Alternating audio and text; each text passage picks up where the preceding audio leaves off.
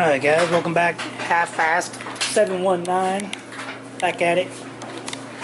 Alright, what we got going on so far?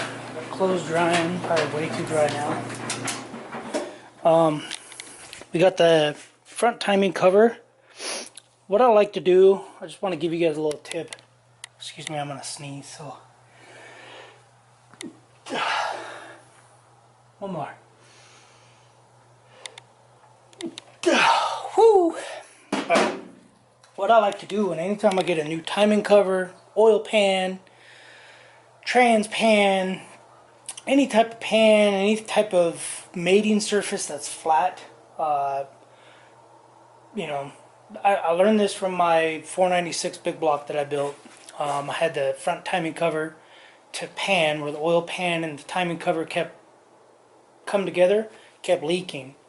It was a chrome pan, chrome timing cover, and what I ended up doing to fix it was I had to grind off, or sand off, or scuff up the chrome. So now ever since then, because I dealt with it, the front gasket kept just blowing out, blowing out, blowing out. Anyway, so now, from now on, what I do is I bought this little tool probably 3 months ago. But this is the first time I've used it for this. But what I've always used was like a little die grinder with this attachment, a little Scotch-Brite attachment. Anyway, so now this one, I got this one. Gotta say, works awesome. Milwaukee. It's a 2-inch die grinder, right-angled die grinder. 4 different speeds. No sponsor, no advertising, but wanted one of those for a long time. So what I do is I end up going around the surface. It's already done on this, but go around the surface, and I basically got rid of all the paint. All the paint's gone. It's bare metal. And then I used Ultra Gray, not a sponsor either. Permatex Ultra Gray gasket maker, high torque. My Acura did the same thing. I bought a new pan. My Acura TL I had, it was leaking, or I thought it was leaking. Bought a new pan. It came painted black. Ground it down, you know, just a scuff to get rid of the paint. Because what I found out is that if you don't do that with chrome or paint, what will happen is the oil, chemicals in the oil, the conditioners, whatever, will break down that paint, and then that paint to metal will basically lose its bond, and you'll leak through between the paint and the metal. So now what I do is I grind it, get a rough surface on any flat surface, oil pan, whatever. Grind it down, sand it down, however. I just do a light skim with either Scotch-Brite pad, or now I have this tool, and get rid of that paint. And then put Ultra Gray on there. Then put the gasket on.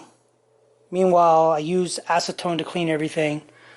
You can use brake clean, carb clean if you want. I don't like to use brake clean, carb clean around gasket to silicone, only because birds.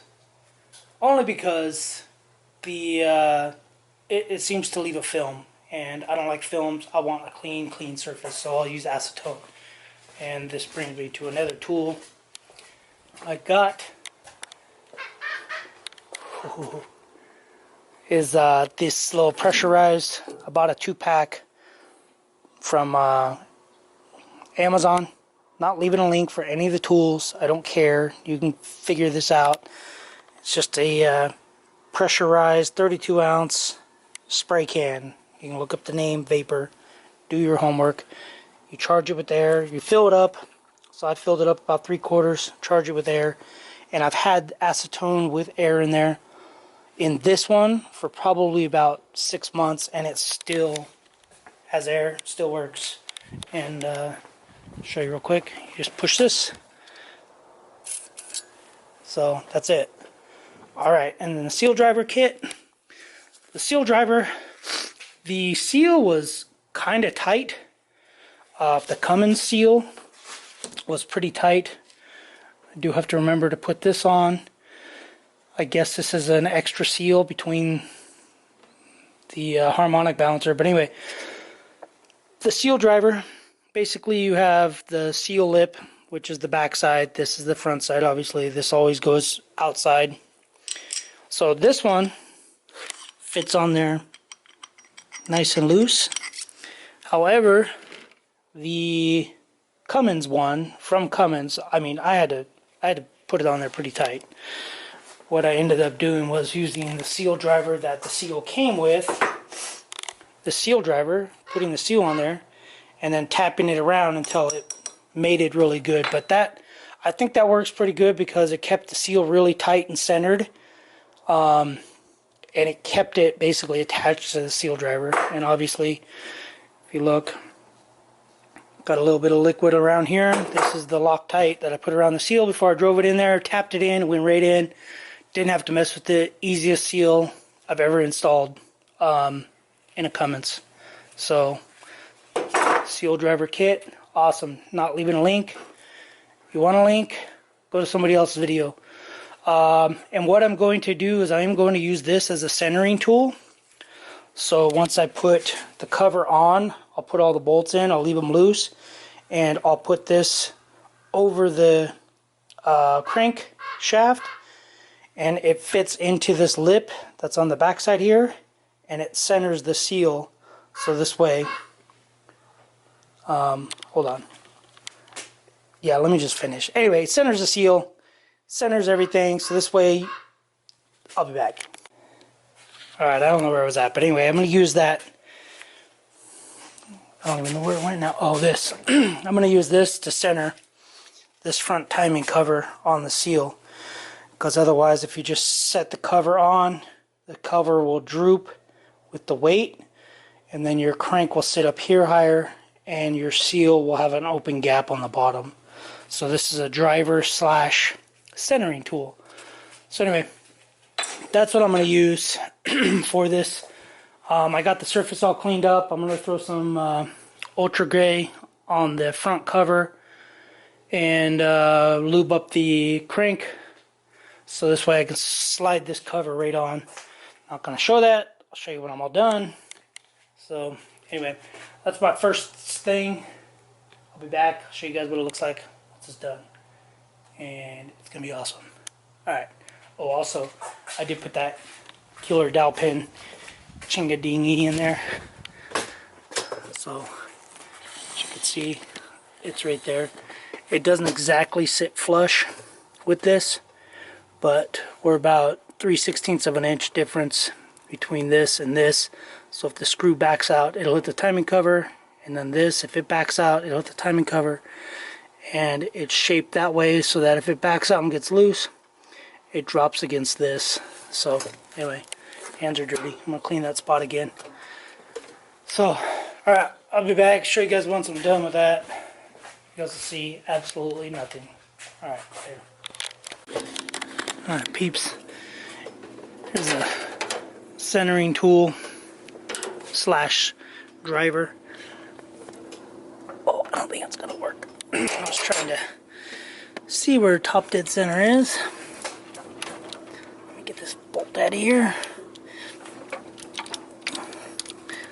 So I got the cover all on, and I got everything torqued except for the lines, because this one's gonna have to go up there. And then I was just checking to see where this crank goes and how this crank, or the harmonic balancer or dampener, whatever you want to call it. It's not really a balancer, supposedly, as I read. It's not a balancer, it's a dampener. So it just dampens the stuff, the vibration, I guess. So anyway, as you can see, down in here, this I used as a centering tool. Basically, goes around the crank, nice and straight, and then it leaves a perfect gap all the way around this, so that way your seal is completely centered on the crank. Because when I first put it on, all the weight was pushing down.